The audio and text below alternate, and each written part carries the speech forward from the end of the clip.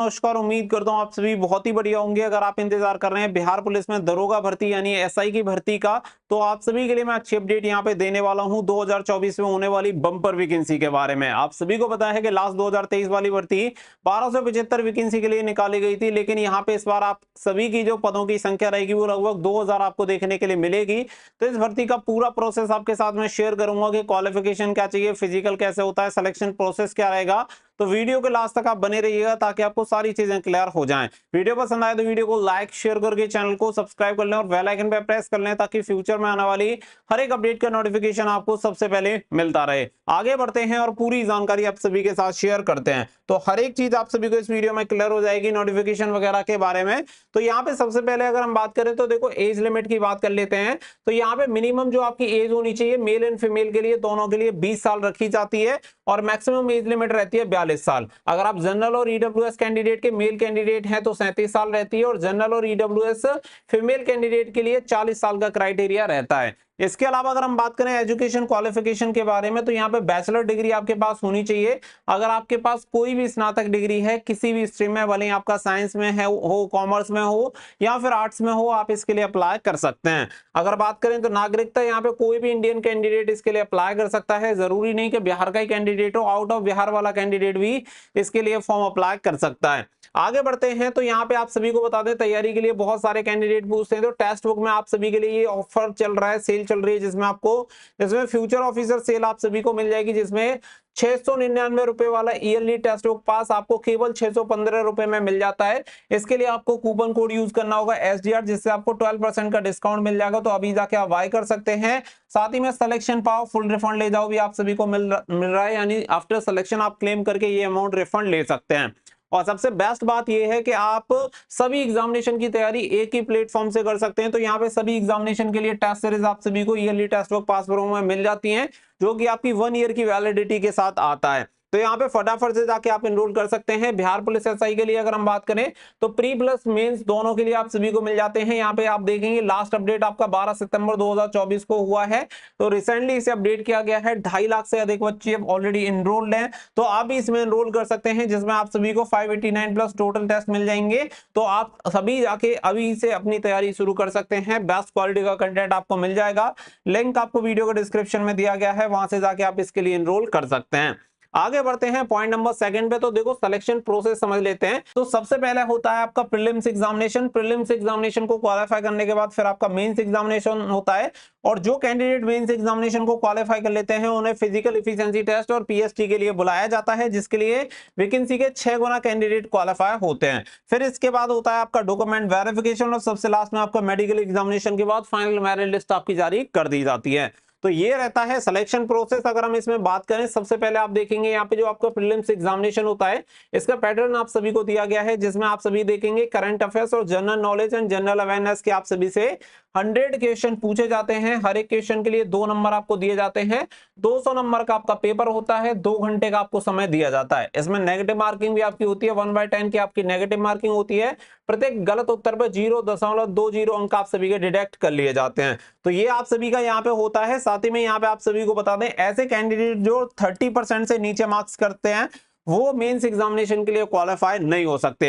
तो प्रीलिम्स और मेंस दोनों में नेगेटिव मार्किंग 1/10 की ही आप सभी की रहेगी। यहाँ पे अगर मैं बात करूं मेंस एग्जामिनेशन की, तो मेंस एग्जामिनेशन में आप सभी देख सकते हैं यहाँ पे आप सभी को सेक्शन दे रखा है, जिसमें आप सभी का यहाँ पे सबसे पहले होता है पेपर 1। पेपर 1 में आप सभी का हिंदी रहेगा, और हिंदी में अगर आप देखेंगे तो 100 क्वेश्चन रहेंगे, 200 मार्क्स आपको दिए जाएंगे, 2 घंटे का आपका पेपर होगा। इसके अलावा नंबर 2 जो पेपर होता है, इसमें अलग अलग सब्जेक्ट आपको देखने के लिए मिलेंगे, जिसमें जनरल स्टडीज का आपका पेपर होता है, साथ ही में आपका मैथमेटिक्स एंड मेंटल एबिलिटी भी आप सभी को देखने के लिए मिल जाएगा। इसमें टोटल 100 क्वेश्चन होंगे, 200 मार्क्स दिए जाएंगे, 120 मिनट का आपका रहेगा। 1/10 की नेगेटिव मार्किंग यहाँ पे भी आपको देखने के लिए मिलेगी।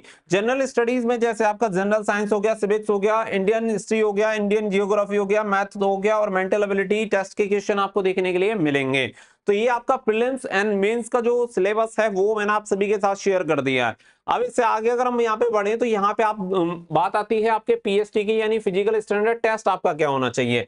तो देखो अगर आप मेल कैंडिडेट हैं जनरल कैटेगरी से तो 165 सेंटीमीटर आपकी लंबाई होनी चाहिए और सीना मेल कैंडिडेट के लिए नॉर्मल 81 होना चाहिए, फुलाव के साथ 86 सेंटीमीटर यानी 5 सेंटीमीटर का फुलाव आपका होना चाहिए। वहीं पे अगर हम बात करें SC ST कैंडिडेट के लिए तो SC ST कैंडिडेट की लंबाई होनी चाहिए 160 सेंटीमीटर और सीना होना चाहिए 79 नॉर्मल और फुलाव के साथ 84 सेंटीमीटर यानी 5 सेंटीमीटर का एक्सपेंशन फुलाव होना चाहिए। वहीं पे अगर हम बात करें फीमेल कैंडिडेट की लंबाई की तो 155 centimetre for general OBC candidate और EWS कैंडिडेट के लिए लंबाई होनी चाहिए। अगर आप फीमेल कैंडिडेट हैं तो आपका वेट यहाँ पे चेक किया जाएगा जिसमें 48 kg आपका वेट होना चाहिए। तो ये आपका PST होता है। PST के बाद आपका यहाँ पे होता है PT फिजिकल एफिशिएंसी टेस्ट।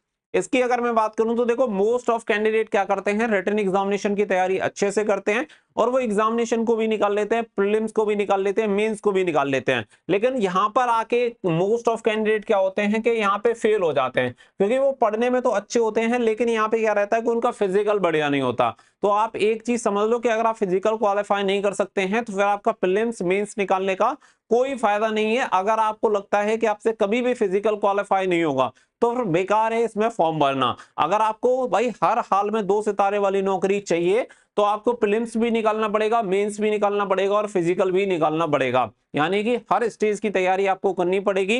ना तो बिना पढ़े काम चलेगा ना बिना फिजिकल के काम चलेगा, तो दोनों ही चीजें आपको करनी पड़ेंगी। यहाँ पे अगर हम रनिंग की बात करें तो देखो 1 मील यानी कि 1.6 किलोमीटर की रनिंग मेल कैंडिडेट को करनी होती है 6 मिनट 30 सेकंड में। वहीं पे फीमेल कैंडिडेट के लिए अगर हम बात करें तो 1 किलोमीटर की रनिंग 6 मिनट में आपको पूरी करनी होती है। वहीं पे हाई जंप आपकी रहेगी 4 फीट और फीमेल कैंडिडेट के लिए रहेगी 3 फीट। और लॉन्ग जंप की बात करें तो 12 फीट रहेगी आपकी लॉन्ग जंप मेल कैंडिडेट के लिए और फीमेल के लिए रहेगी 9 फीट। वहीं पे शॉर्ट पुट की बात करें जो आपका गोला फेंक होता है तो 16 पाउंड रहता है, 16 फीट आपको फेंकना होता है मेल कैंडिडेट को और फीमेल के लिए 12 पाउंड रहता है जिसे 10 फीट दूरी पर फेंकना होता है। तो ये आप सभी का पूरा हो गया कंप्लीट। इसका प्रोसेस मैंने आपको बता दिया कि भैया क्वालिफिकेशन ये चाहिए, प्रीलिम्स में ये होगा, मेंस में ये होगा, नेगेटिव इतनी रहेगी, सिलेबस ये है, फिजिकल PST PET हर एक चीज आपको क्लियर हो गई। अब सबसे मेन मुद्दा निकल के आता है कि वैकेंसी कब तक आपकी रिलीज होंगी। तो सबसे पहले आप देखिए कि बिहार में 2025 चुनाव से पहले 12 लाख नौकरियां देंगे नीतीश।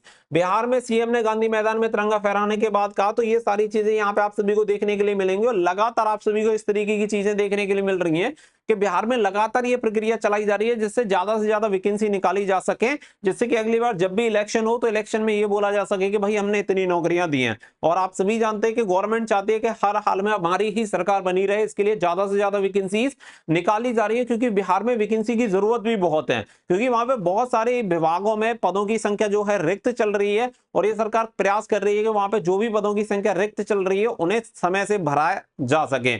इसके अलावा अगर आप आगे देखेंगे तो आगे यहाँ पे आप देखिए ये रंजीत कुमार मिश्रा हैं जो कि DIG है कार्मिक विभाग में, जो यहां से आपकी वैकेंसी निकाली जाती है। तो ये बिहार पुलिस मुख्यालय की तरफ से इन्होंने पूरा स्टेटमेंट दिया था जिसमें ये सारी चीजें क्लियर की आपकी वैकेंसी के बारे में, जिसमें अगर आप देखेंगे तो बिहार पुलिस इस साल 20,000 से अधिक सिपाहियों की भर्ती निकालेगी और 2,000 सब इंस्पेक्टर की भर्ती निकालने जा रही है। कार्मिक विभाग के DIG रंजीत कुमार मिश्रा ने दी जानकारी। आप सभी को बता दें कि बिल्कुल ऑफिशियल स्टेटमेंट है जो कि कार्मिक विभाग के DIG श्री रंजीत कुमार मिश्रा जी के द्वारा दिया गया था। और आप सभी को बता दें कि ये अगर आप चाहते हैं तो ये भी मैं आप सभी को दिखा दूंगा, इनका स्टेटमेंट आप सुन सकते हैं जिससे कि आप सभी को ये चीज एकदम से क्लियर हो जाएगी।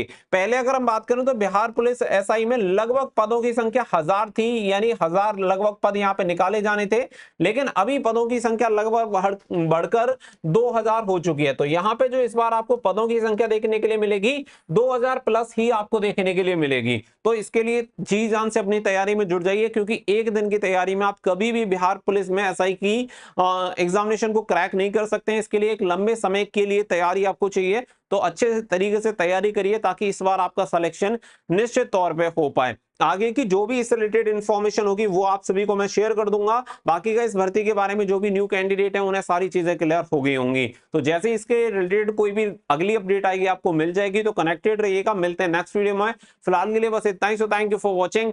जय हिंद,